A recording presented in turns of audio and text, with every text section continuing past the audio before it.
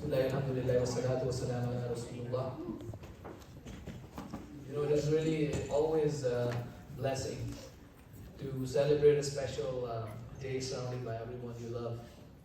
And I thank each one of you for coming here today, especially in this weather. Thank you so much. Really appreciate it. And I thank each one of you for coming here today. Your presence has obviously indeed made this day more memorable for us. I want to say Jazakallah khair to everyone. It is truly a very special occasion when we sit down and recognize the effort of student who's memorized the whole Quran. Allah subhanahu wa ta'ala in the Quran says, Inna nahnu nazzalna al-dhikra wa inna lahu lahafidhun. It is certainly we who have revealed the reminder, and it is certainly we who will preserve it. Tonight I'm humbled and honored to recognize my son, Abedalaziz, who has worked so hard for the past 3 years to complete Quran memorization. I also want to recognize his teachers. Unfortunately, they couldn't make it today, but they definitely kept him focused, disciplined, and encouraged him to finish on time. Obviously, I can't leave my wife and daughter out because they played an important role as teachers in there every single day. They were with Abedalaziz. He started off memorizing like 7 lines a day, then it went up to 10 lines a day, and then whole page. So, I cannot even imagine. I memorize 3 lines a day, next day I'm just done. I don't have no idea what I memorized. So, alhamdulillah, they were all there for him, and as the day progressed till the end, when he was done with memorization almost, they were listening like 2 ajza, 3 ajza a day. And his final test that he went through, they go through in his program. They have to read 5 ajza in one sitting. So you have only 2 hours to finish your 5 ajza, and you have 5 days and 6 days to finish the Quran. 6 days. So basically, at the end of the day, it's just a team effort, and we all just needed to be there for Abedalaziz and to support him. We never thought that he will. There's some parents who tell you, well, my son was born and I always wanted to make him a hafiz. That was not the case with me. I used to go to Valley Ranch Masjid all the time, and I noticed that every time I prayed there was like big lines of students behind me, like 10, 15 kids standing behind me, and they were just praying, and then they were done. As soon as they're done with the salah, just go back to this room, and I could hear them reading Quran. So I used to think, I wish my son could do it, but I always thought that his is going to be something that is not very easy. I might not be able to do it. It's a lot of effort, and something for somebody else, not for me. But then I met a couple of my friends. Their sons were doing his. That encouraged me more. I'm like, maybe I can probably put him in his program.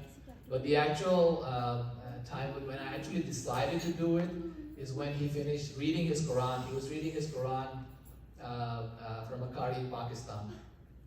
So he actually ended up memorized Juz 30th at that point when he was done reciting. And his Qari recommended that we had it tested for hifz. And I didn't know anybody as to at that point. It was something new. I'm like, I've never done any hifz thing, and I don't know what to do. There was no masjid. I live in Fort Worth, like right on the Hearst and Fort Worth borderline. So that's where I'm like, there's nothing close to me. And Valley Ranch Masjid was only doing it on site. It was about 40-minute drive from me. I couldn't take him there. But fortunately, we find a place called Guidance Academy. Alhamdulillah, good sheikh there, Yasir Al-Qadi. And he tested there, he was accepted, and alhamdulillah, he started memorizing the Quran there, starting with like 7 lines a day. So that's where his journey started. That was like 3 years ago. But then, as you all know, we had COVID. So due to COVID, we had to go online. He had done like 10 juz at that point, but after that he went and did it online. For some reason, it didn't work out very well with Sheikh online. I think Sheikh was used to having everything on site. So he went online, tried to do it 3 ajza. He did memorize more, so he did like 12 ajza at that time. After a year. At that point, we just took him out of the school because it was not working out, and we were deciding as to what else we can do to make sure he can continue. And a couple of my friends suggested to have him, put him in Valley Ranch. I'm like, I can't do it, it's too far away. I'm working and it's going to be hard to drop him, then come back, and then go pick him up, and then come back. It's just going to be not possible. But due to COVID, they were also doing it online. We had him tested. He had to revise a couple of juz with them. And then finally he started memorizing there. And he did that for about, I think, 6, 7, or 8 months. But then they went on-site again. So now I have to decide how am I going to take him to Valley Ranch. That was my initial thought. And then he started, I'm like, that's too far away. So it's like, I don't know how am I going to do it. It's about 45-minute drive, 40-minute drive for me, one way.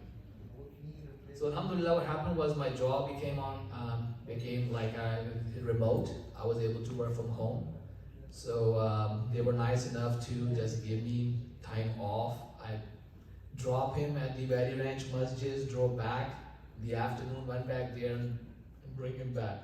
So alhamdulillah, I did that for 9-10 months. It was good.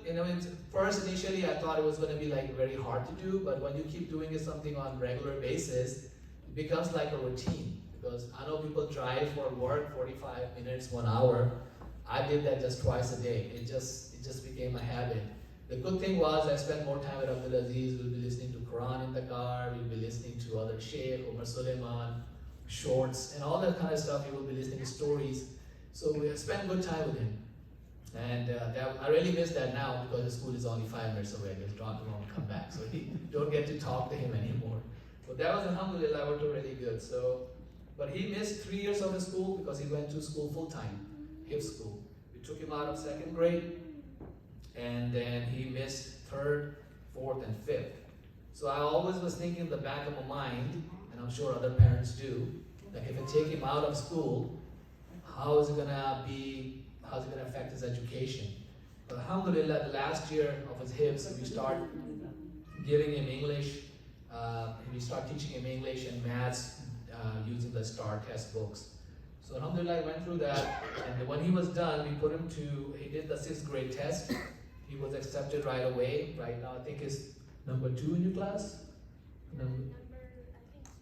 He's number 6 in his class. And his math is like an advanced math and all that. I'm like, I just don't know how he did it. Because he's missed 3 years. I was kind of really scared. I'm like, how's he gonna even know what to do? But alhamdulillah, everything worked out good. So, Abedalaziz, good job.